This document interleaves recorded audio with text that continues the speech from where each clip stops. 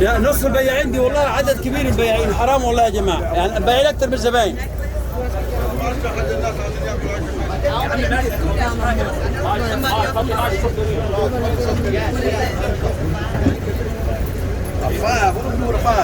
Give him 5.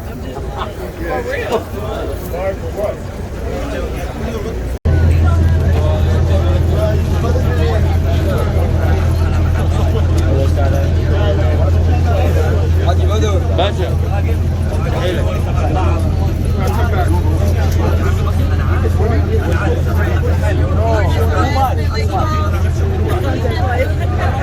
For Queen T. No, wait. So, wait. What is it? What is it? The name of the YouTube show. The YouTube show. T. The YouTube show you're telling me about. Oh, all about the tea. All about the tea. Yeah. Just look up all about the tea drama.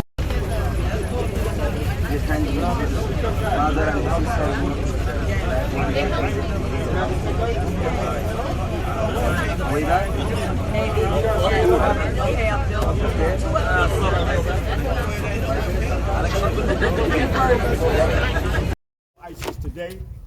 As I said before, this temple right here was the last temple of the ancient African Kemetic Nile Valley civilization that was closed by the Byzantine Roman emperors. That is Theodosius in the 4th century AD and Justinian in the 6th century AD. The last time that the Hebrew lecture was written, the last time it was spoken, it was right here. And who was it that maintained the integrity and the history and spirituality of ancient spiritual teachings right here at Kemet, the Temple of Auset, and that is our Tahuti brothers called Nubians today. They were able to hold off the Byzantine Roman army by maintaining the tradition that was taught here. And this is the temple that we also talked about where you see where Auset was chiseled out, we see the prototype of the Madonna and child. And that was the fear, the fact that they were plagiarizing many spiritual ideas. They knew that this temple, as well as the others, had to be shut down, and they were shut down for over 1,000 years. Kemet did not speak to the world any longer. Even though the world had benefited from the spiritual teachings as well as the concepts of civilization, all came from here. Now you see that line up there right across the Becanet or pylon. Pylons, I say, is a Greek word, but you see the Becanet. That tells us that this temple was at one time under the Nile, as well as under the sand at one time. Also, like some of the other temples that we saw at Dandara, and also that we saw at Komombo, these Greeks came in and usurped the throne. Like I said, Neo-Dionysus, meaning the new Osiris that some of the Ptolemies were actually calling themselves. When in fact, that was a plagiarized concept from ancient Kemet. In this temple, we're going to go to the little shrine of Imhotep. It's one of the places that we can see Imhotep carved in stone. Here, this multi-genius, when you saw the medical instruments, there at Komombo, unfortunately, his head was knocked off. His head was knocked off because this is a Kemetic African Nile Valley genius who was a physician 2,000 years before Hippocrates. You're going to see a picture intact. There's Bastek, greeting all of you that are coming here.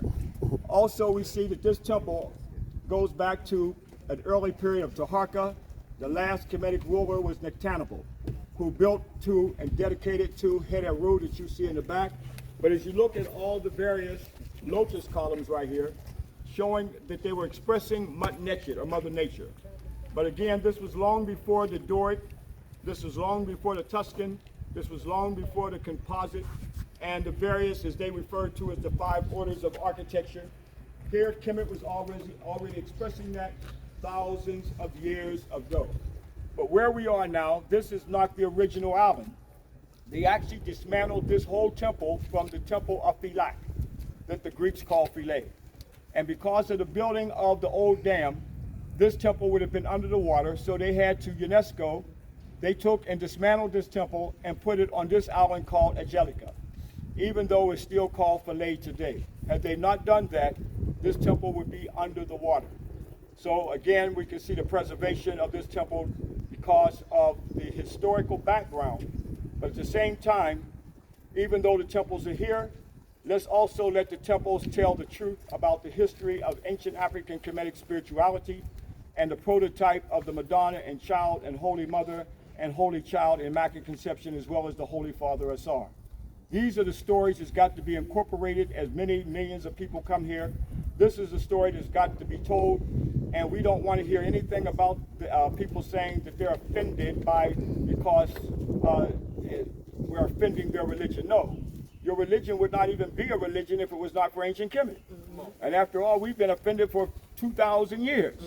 Yes, so if we have handled 2,000 years of being offended, I'm sure the contemporary world can handle a couple hours of telling the truth at the temple. Hotep?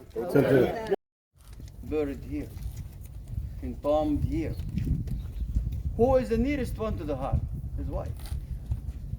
Isis, or Isis in Madionetic. So the goddess Isis loved the location because the heart of her husband entombed here.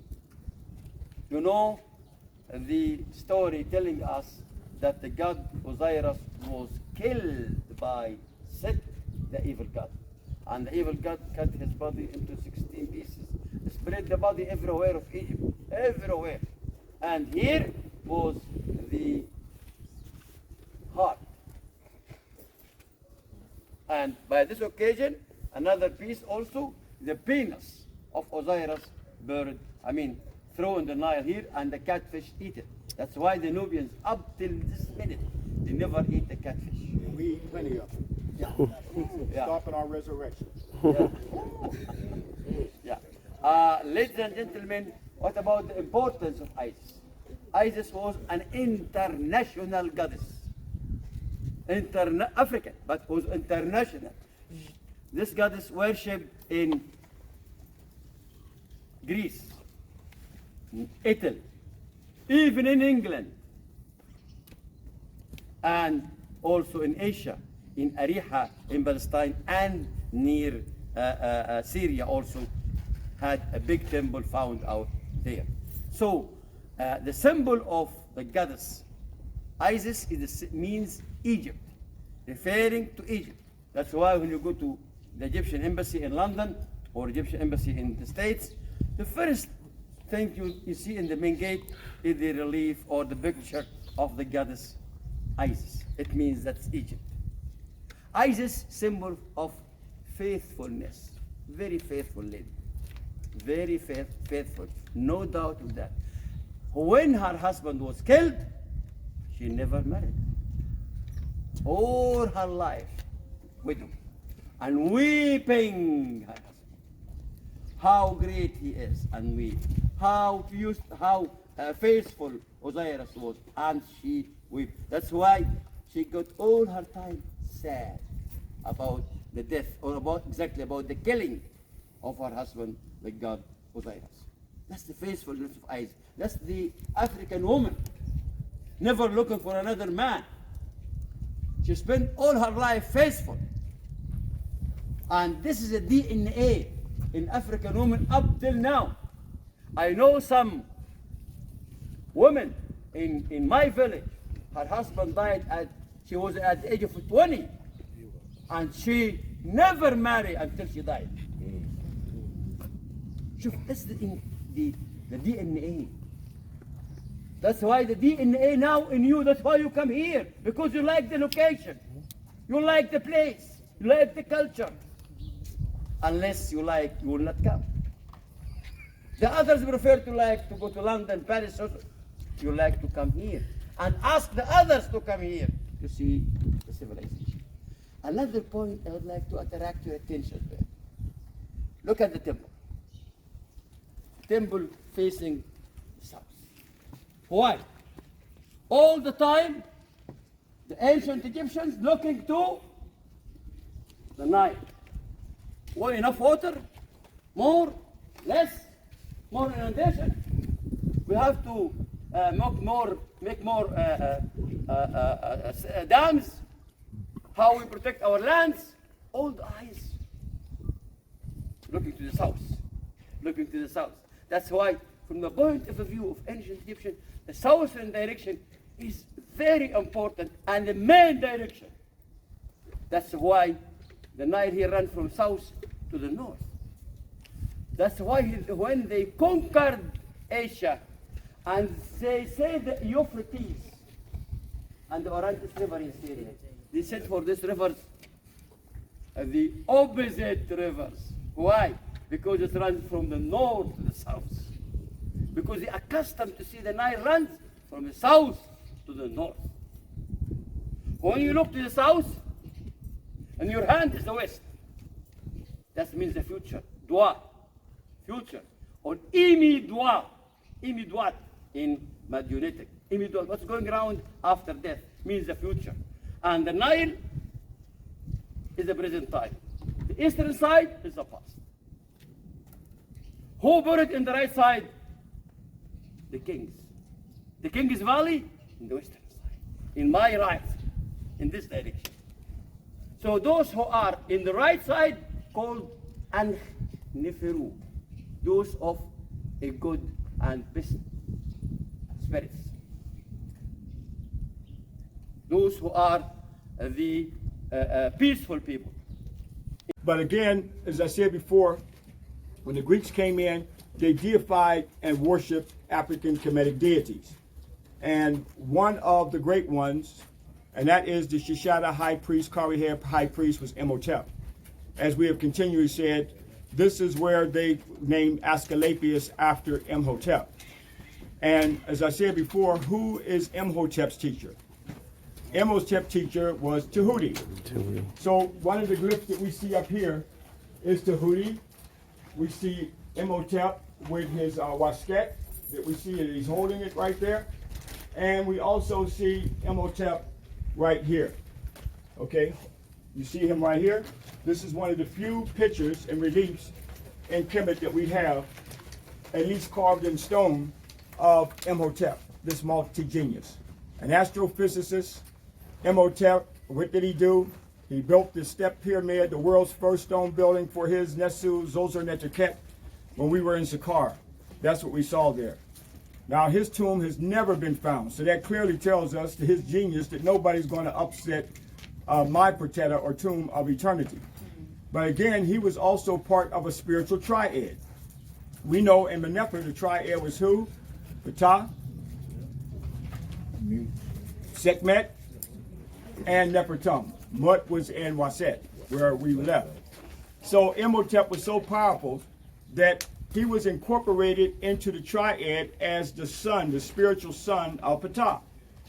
So it became Ptah, Sekhmet, and Imhotep. In fact, the Greeks even worshipped him.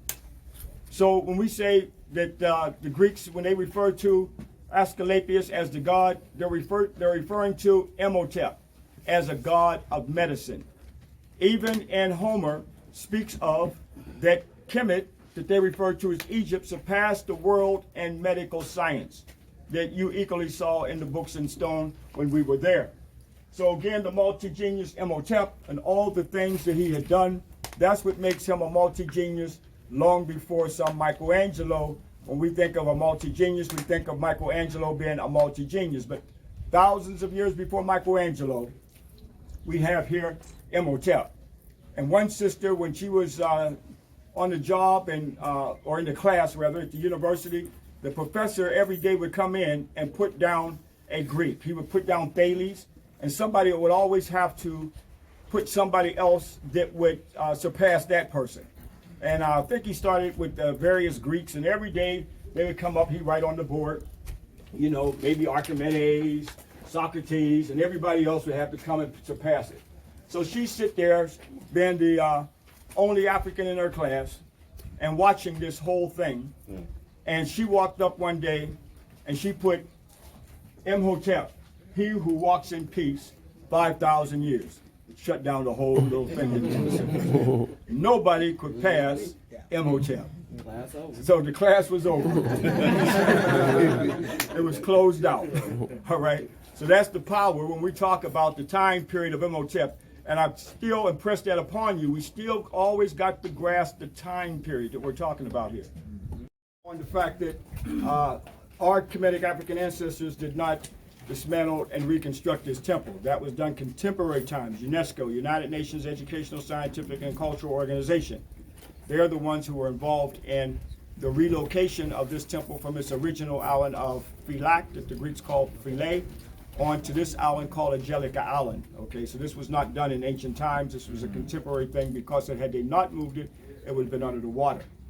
But again, as I said before, when the Greeks came in, they deified and worshipped African Kemetic deities. And one of the great ones, and that is the Shishada high priest, Kari high priest, was Imhotep. As we have continually said, this is where they named Asclepius after Imhotep. And as I said before, who is Imhotep's teacher? Imhotep's teacher was Tahuti. So one of the glyphs that we see up here is Tahuti. We see Imhotep with his wasket, that we see that he's holding it right there. And we also see Imhotep right here. Okay, you see him right here. This is one of the few pictures and reliefs in Kemet that we have, at least carved in stone, of Imhotep, this multi-genius. An astrophysicist, Imhotep, what did he do? He built the step pyramid, the world's first stone building for his Nesu Zoser Neterket when we were in Saqqara. That's what we saw there. Now his tomb has never been found, so that clearly tells us that his genius that nobody's going to upset my Protetta or tomb of eternity. But again, he was also part of a spiritual triad. We know in Meneptah the triad was who? Ptah, Sekhmet, and Nefertum. Mut was in Auset, where we left. So Imhotep was so powerful that he was incorporated into the triad as the son, the spiritual son of Ptah. So it became Ptah, Sekhmet, and Imhotep. In fact, the Greeks even worshipped him. So when we say that the Greeks, when they refer to Asclepius as the god, they're referring to Imhotep as a god of medicine. Even in Homer speaks of that Kemet, that they refer to as Egypt, surpassed the world in medical science, that you equally saw in the books in stone when we were there.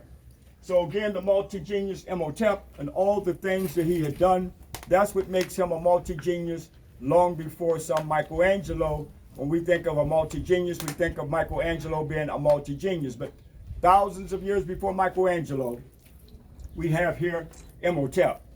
And one sister, when she was on the job or in the class rather at the university, the professor every day would come in and put down a Greek. He would put down Thales, and somebody would always have to put somebody else that would surpass that person.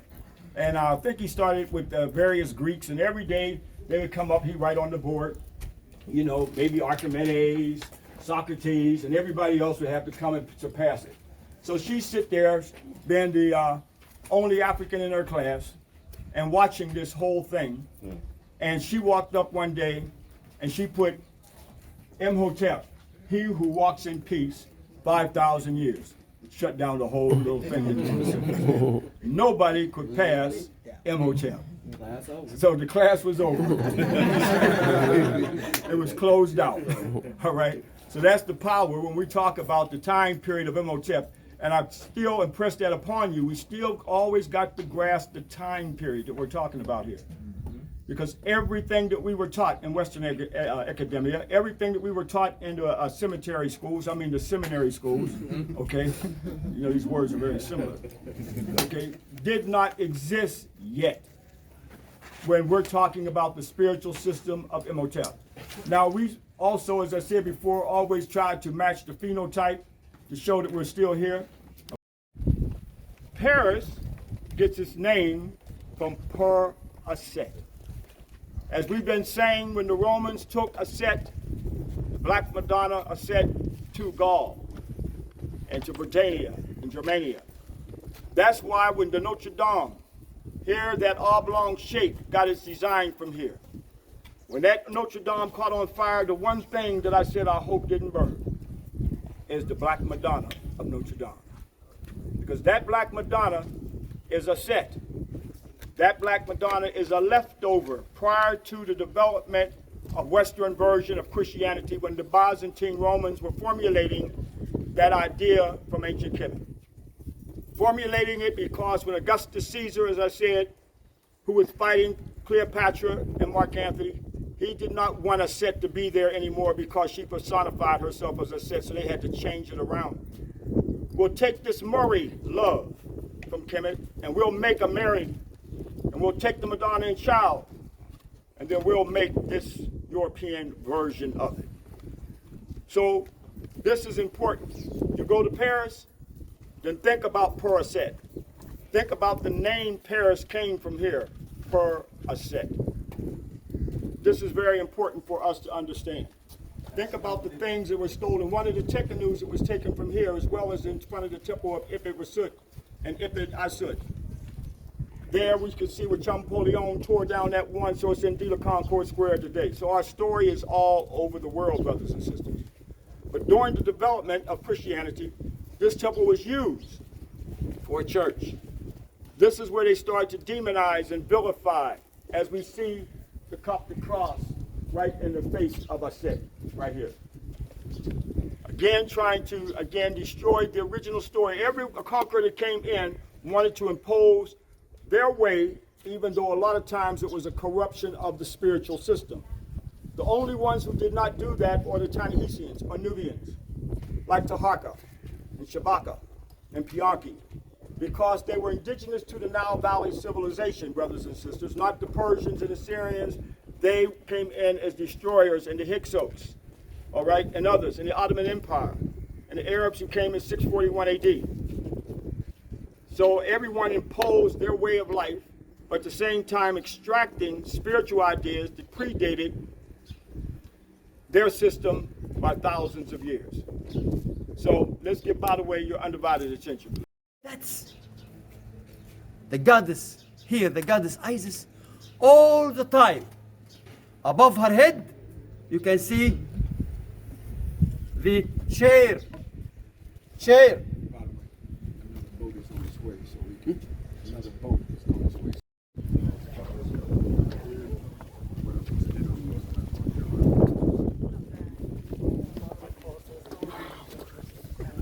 Yeah.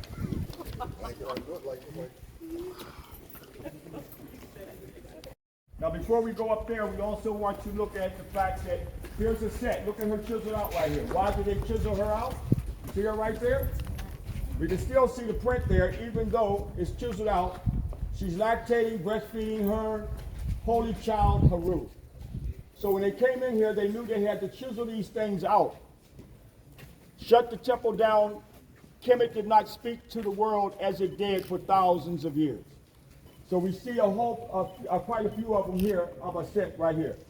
These are the ones that I showed last night. You see her on, here we see the beginning of the Madonna child. So if it's supposed to be the European version of it, why is it exactly to what we see here? Because this is the prototype. This is where it was copied from. By Dr. Ben, back in 1991, before this stone. And standing here with some of the other brothers of the craft, and here I said back then, I would give my life to tell our story, and even take one if someone tries to stop me from telling.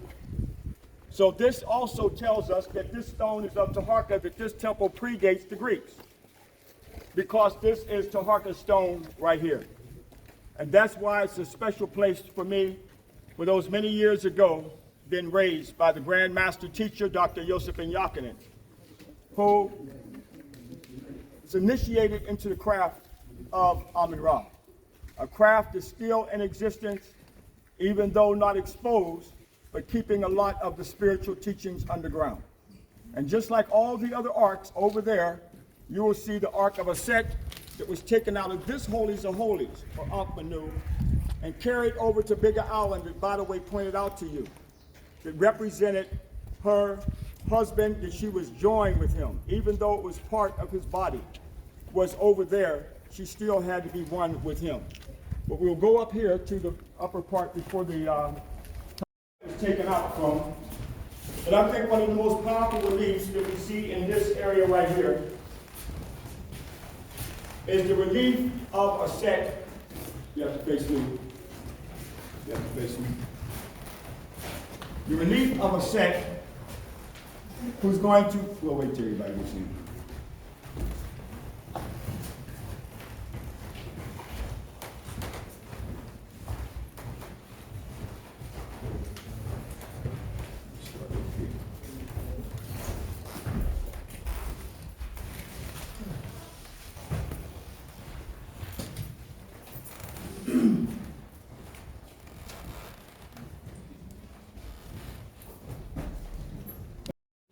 the Nisu in the form of the dua.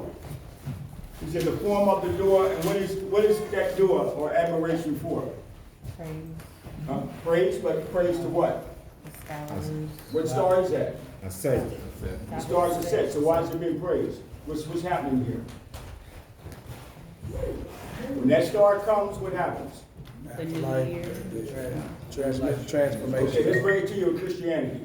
When the star in the east appears, what did that tell them? A bird. Oh, I'm sorry. Right. So that was copied from here, showing the dua giving birth to Subosipta. That's the star Subosipta that the Romans called Ceres and the Greeks called Solis.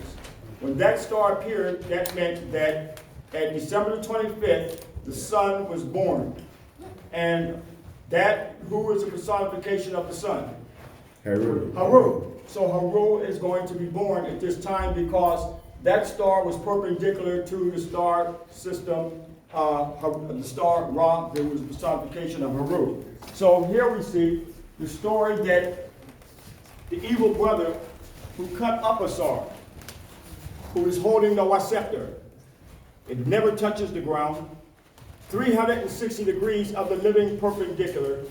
Here she's going to set his Netrahemp is going to bring Asar back to life.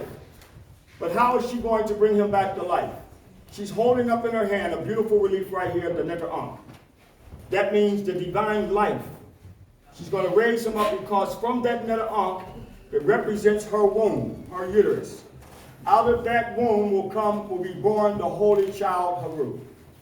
Now, when we understand that, how we as an African people were cut up, and let's tie that to today, and spread all over the world, is that right? Yes, sir. Taken from Africa, some of us were brought to America, some of us to South America, some of us to Europe and England and other places, is that right? Right. So here we see that Aset is the one who had to travel throughout the land, pulling together all the pieces of Asar's body to resurrect him to life. Now, we can take this story and tie it to our story because we have been cut up and spread around the world. And what is it going to take to reconstruct us? The African woman. Because it is her womb that will bring what? Life. New life.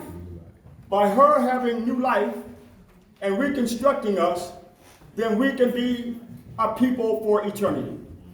So this is why we see the system in America will grab our youth and then have them desecrate sisters and call their names, knowing that that spirituality of the divinity and deification that we had for the African woman, once that is destroyed, then we are no more. I think we should have a tradition, even though you may not know her, that every time you pass an African woman, you should bow to her. That's right. Because that represents the resurrection of the race, so we have to take our ancestral stories and tie it to today. And tying it to today, we take the story of Aset, who had to reconstruct the Asar's body, taking the Netrahemp, the symbol of divine life, raising him to the living perpendicular to 360 degrees, so he can live again.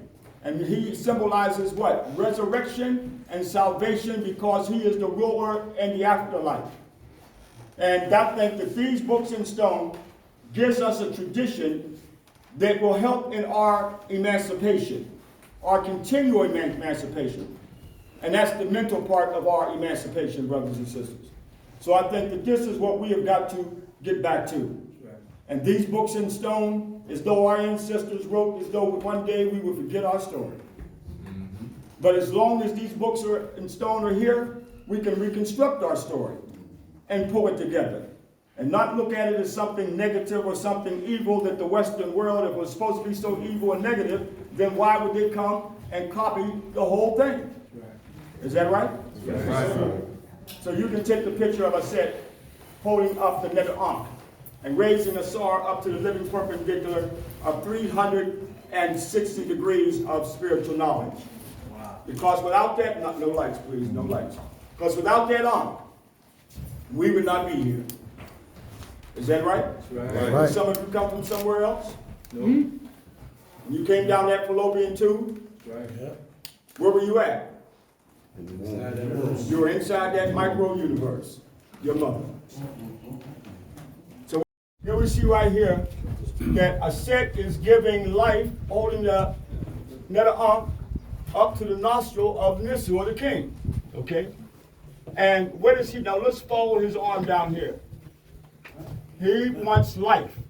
So he's actually holding the womb of Auset. As he's holding the womb, the private area of Auset, look what's flowing from his hands. The Ankhs, life. Okay? Now, for us to fully understand this, brothers, in the bedroom, when you want life, you touch this area because you want some life. And then she is now going to hold up the Neta Ankh and giving him life. They had sex and you came to life, that you were born in sin, that they had to now baptize you. That's a hatred for the woman. Come on. We have a lot of theories of how we came here, but from our empirical observation, one thing that we can see, she breaks that water, and here comes life. Very true. They took that away from her and said, I'll baptize you. Yes, sir. All right? When you were already baptized in the pure amniotic fluid of our mother's womb. Come on now. All right? So now you're thinking about it. True. Come on. Yeah. So you don't have to bring your babies and have them dunking in some dirty water somewhere. All right? It came out of some faucet somewhere. And putting his dirty hands on your baby when that baby was pure in that womb. Come on. Okay? That was the first baptism. But because of misogyny, they took that away from her. Hotep? It's called Haturian headed columns, as you saw yesterday in Dandera. That's called the shrine of the goddess Hatur, the goddess of love, music, and joy. And the top, that's the design of a temple. This design of a temple exactly supporting the two pieces of the construction. So the two pieces, that's used for exactly treat the mistake if there is mistake. How? In case of the column, the ceiling is high, they make this stone little bit smaller. You see, just to make it one line, straight. That's used. You have an engineer here, architect? No one. So the architecture telling us the theory of architecture that when they have some mistakes in the ceiling, they used to treat it with this stone here, called exactly scale stone. Here on the books in stone, we have the evidence. We have the evidence from the books in stone that our ancestors carved as though they knew that one day the story may not be told. And these biblical stories that we've got, that's all we've known. Like Moses and the bulrushes, who had to hide from the so-called evil pharaohs out to kill the firstborn of the Hebrew people, even though there's no documentation of any Jews, Hebrews, who were during this time in Kemet. Now, here we see the story in stone, the original story, of Auset hiding in the papyrus swamps. Here we have Amun holding up the Neta Ankh to Auset, and here we have our holy child right here. Also, look at the three coming to bring gifts and things for the holy child. Look, 1, 2, 3, look. Others are coming right here with the dua, okay? Admiration, because this holy child who's born of a holy birth and immaculate conception, Haru, has come to rule on earth. And also that the evil brother of Asar would not rule, and that is said. So we see all who are coming because of this holy birth that is taking place. Now what we see in this picture now is corrupted to who? Moses and the bulrushes. Herod coming to, not Herod, but the Pharaoh, and keep in mind Pharaoh only means great house, parah. They did not use a Pharaoh for king, it was Nisu. But here it was told that out to kill the child. Was that not plagiarized from these stories that you see in the books in stone? Also, we see the story of Jesus, who had to hide from who? Herod. So we got these stories that we see. Where did the prototype, where's the beginning, where's it coming from? Right here. Here is a story, it's starting from here. Even from the story of Moses, his story is told where? In Egypt. The story of Jesus had to flee into Egypt. So that tells us that Egypt is a home base for a lot of the stories. This is the beginning of the story. No matter how old, we put it in a court of law. My brother, you're a lawyer. No matter how old it is, as long as you got the truth and validate it, then you can prove your point. Is that right? So no matter how old this is, we can see how others came and plagiarized from these reliefs right here. Some of us may have some problems with this, but here it is. It's carved in stone. And as I continues to say, show me where you have a structure or something with Moses and the bulrushes outside of those sketches and biblical pictures. That's the only thing they can give you. Show me something where they have of Jesus at that time, of Herod, they can only tell you of the dogma that they wrote about. Because it is here is where they plagiarize the ideas from. So from the Netaroos, who are coming, the spiritual Netaroos are coming and bringing offerings to the Holy Child. This is long before the Magi, or the three kings that we see in the Yuletide. So one account after the other, brothers and sisters. And again, here we see again, Amun was the one. And here we have also Tahuti was important. Why was Tahuti important? Because Tahuti is the one that gave the call to set a set would have the Immaculate Conception. So here's the story that we get in the biblical account. Mary's in her bedroom, and boom, here comes Gabriel. Mary said, "Who are you?" "I'm Gabriel, the angel of the Lord." "Well, why are you here?" "Let you know you're going to have a holy birth." So Gabriel is Tahuti, because Tahuti is the one that said a set would have a holy birth. First telling her husband Asar in the spiritual realm. So we don't know the Netaroos to show how they took and formulated these angels, as they call them. And why should a full-grown man come to Mary's back room anyway? Okay. And the Quran at one point said that the baby is actually Gabriel's baby. I mean, all rationale, that would be the case. He's the one that's in the back room. Okay. Like I said before, brothers, I don't know if you go along with the story or not. If your wife told you, "I'm pregnant because it's not your baby," it's the angel of the Lord. If you're a good Christian, you just got to have faith. Okay? So again, here you got it carved in stone. So again, when you go back and show the preachers, have something to wipe his forehead. All right? Because here's the original stories. And isn't it something that the fact that we are the people who were kidnapped from the continent, yes, are now the people coming back to the continent to tell the real story. So that means that it's our duty as a people, as our ancestors are waiting for us to tell the original spiritual story before they destroyed the whole planet. You got a caveman running everything. Talk to me. Just got out the caves yesterday. Go inside now. And when you look inside, I want you to see a set. Here you see a clear picture of her. See her there? See how the Theodosius and others came and chiseled her out? Now she's behind bars. But as you look at these bars, and you look at the story behind the bars, one got to ask, are these the same kind of bars that's on our mind too?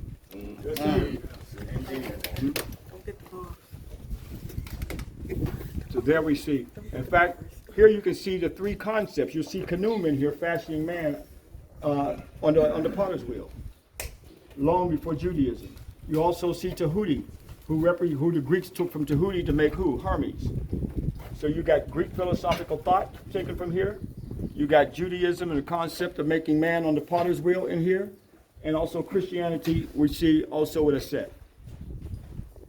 And even if we say Islam, which in the Hadith, speaking of the fact that Tahuti now becomes Jibril, who's the caller.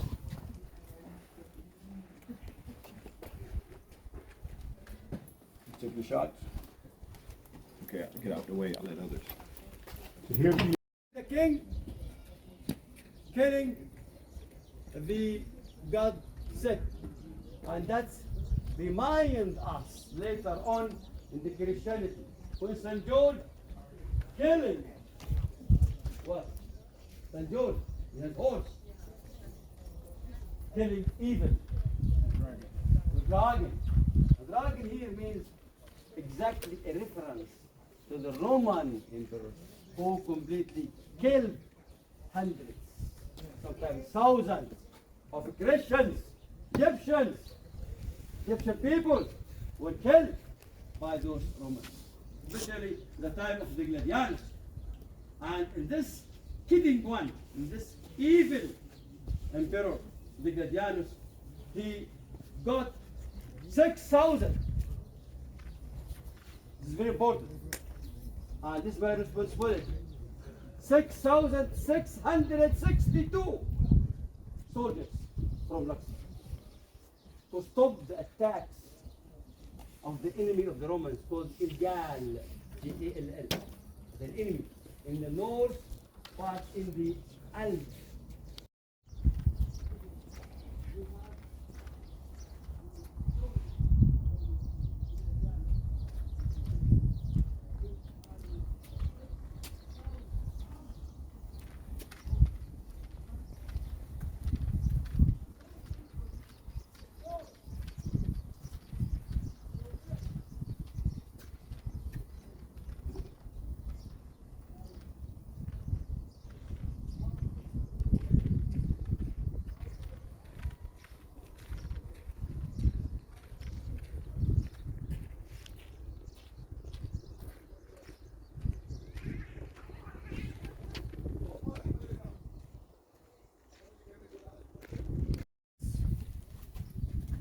Okay, in Medionetic. From power, we have the English word power. That's how the African people enriched the English dictionary. And from Bir'a, we have the word Fir'a. How we get Fir'a? B, Bir. B and B, B and B, and the article is B, B-I, B-iota. When we have B and B between the iota, we change the first letter in the word into phi, according to grammatical forms in Medionetic. So the word be Fir'a means Pharaoh, the great house. So the word Pharaoh in English, not English at all. At all, it's Medionetic. And originally means the great house. Again, that's another example that the African civilization participated, built up the English dictionary, the culture. So a lot of words in English dictionary, Medionetic. One of them is the word Pharaoh, means the great house. The word Kemet, which means Egypt in English. Okay, this is absolutely Medionetic. The word power, Buwer, the great house. Bu, the great place, exactly. Buwer, power. A lot of vocabularies. It means here is the first civilization. And because of this civilization, a lot of items and vocabularies used became international ones. Like the word Gattusi, like you have the scale. You know the scale, the balance, putting the heart against the bloom. When you go to the court, you see the scale, the bloom, and the heart on the other side. It's equal. That's called the justice. Who did the justice? you, the symbol of justice, here in Africa. Yeah, all that's, I'd like to keep it in your heart, keep it in your mind, to tell it to your children, to tell it to your friends, to tell it to your neighbors, that you are great. That you are great. And all the other nations took the knowledge from you. I like to register these words to me. I'm responsible for what I say. The Egyptian civilization, Egyptian culture is now international. And Egypt is a part from Africa. No doubt of that. No doubt. Then we have something great to see. We have the symbol of Gaddusi, and we have the shrine, chapel of Hathor. Then there we have the chapel which done later on by the Romans. The big one there. Kiosk. The kiosk of Trajan, the Roman emperor. Then we have to spend around 15 minutes in the American God Coca-Cola temple to have a little bit rest and go to the toilet if you wish. It's a very interesting story here, brothers and sisters, that Ra has become angry with man because man has been doing some evil deeds on the earth. And Ra called on Heteru. He said, Ra, Heteru, I want you to get rid of all the men because they have not been just on this planet. And he said, flood them out with your menstrual cycle. Indeed. So Heteru came and saw them. Every time she saw the men, she flew across the land. And she flooded them out through her menstrual cycle. And man was pleading to Ra, we'll be good, we'll be good, we'll be right, we'll be right. And Ra felt that man was telling the truth. And he tried to call Heteru and said, Heteru, man has now repented. And man says now he will do right. He will not cause evil on the planet. But Heteru was already in the process of doing it. She was upset. She was mad. She know man ain't been doing right. Okay? She's mad. They can't stop her at all. So Ra said, I can't stop Heteru from wiping out man. See her over there? Heteru? There? I can't stop Heteru from wiping, flooding her out with her menstrual cycle. So Ra said, look, take and put red dye on yourself. So when she comes in that area, she will think she flooded you out with her menstrual cycle. And that's what she did. So now we want to see how this curse story was developed. How did the patriarchs, when they came in and saw that they now want to turn that around from the spiritual system of Kemet, what did they develop? They said that because of the evil deed that Eve had done, that her menstrual cycle was to remind every woman that was born of the first sin of eating from that tree of the knowledge of good and evil first. So the Hebrews did a flip and turned it around. And from that time out, the cycle, the natural cycle of the woman, they are told that that is a reminder of what Eve had done. That's a corruption from the story when Heteru was flooding out man through her menstrual cycle. They could not deal with this spiritual goddess story that was coming from here, and now it becomes Eve and her cycle, and all women to remind her. But Heteru was still in fury. And they said, we still can't stop her. She's still running through the land, flooding out whatever men she could come in contact with. And they said, well, okay, we got to go back to our beginning. We got to go back to the Kui land. We got to go back to that spiritual beginning.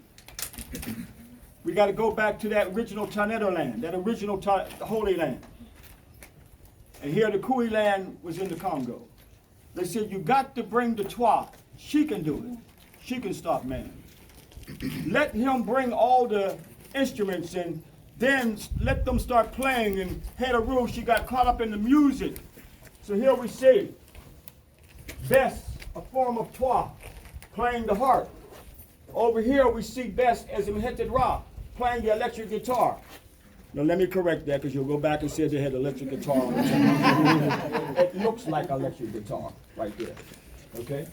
And Imhotep Ra, that's the Imhotep Ra is the sacred baboon. She's playing. Excuse me, come over this way, over here.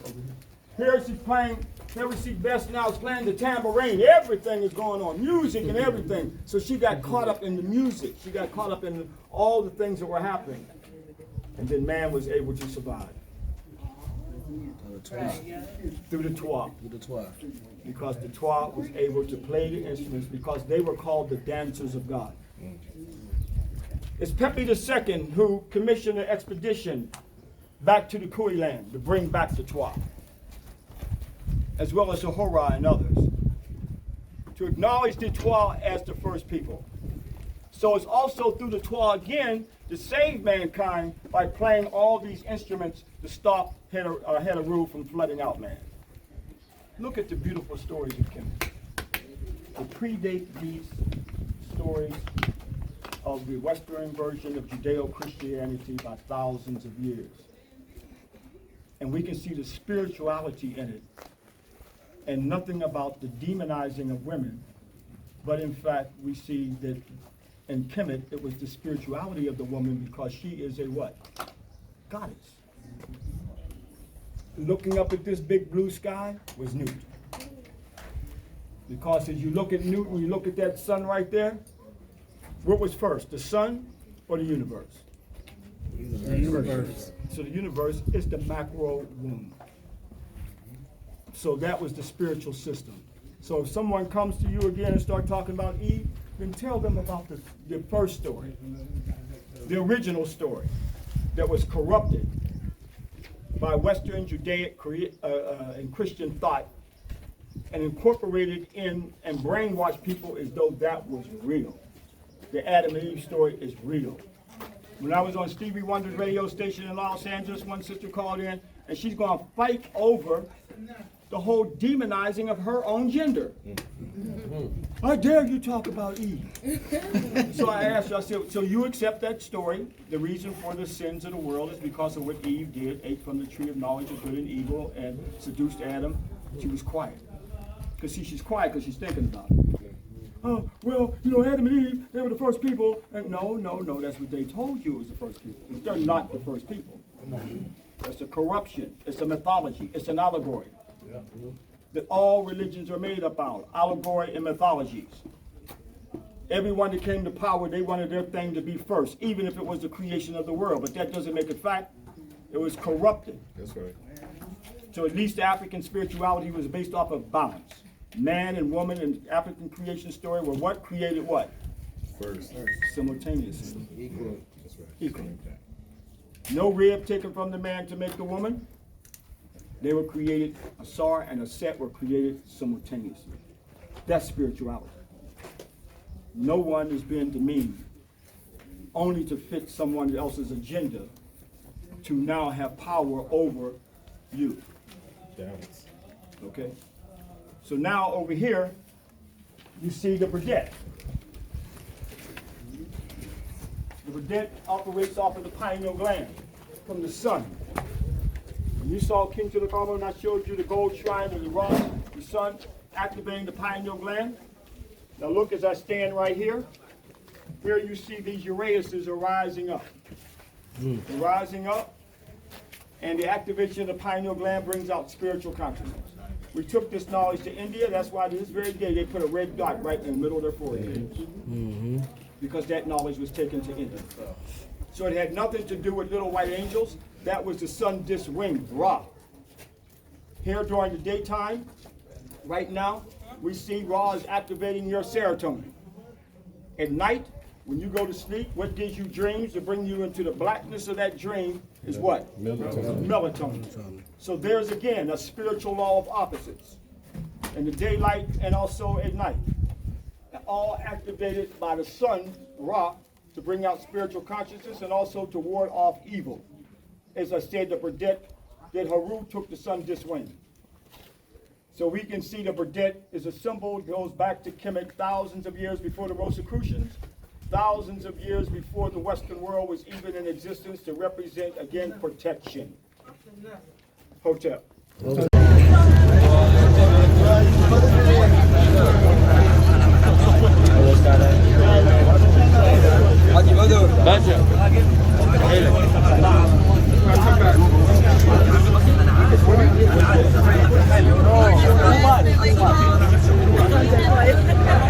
For Queen T. No, wait. So wait, what is it? What is it? The name of the YouTube show. The YouTube show. T, the YouTube show you're telling me about. Oh, all about the tea. All about the tea. Yeah.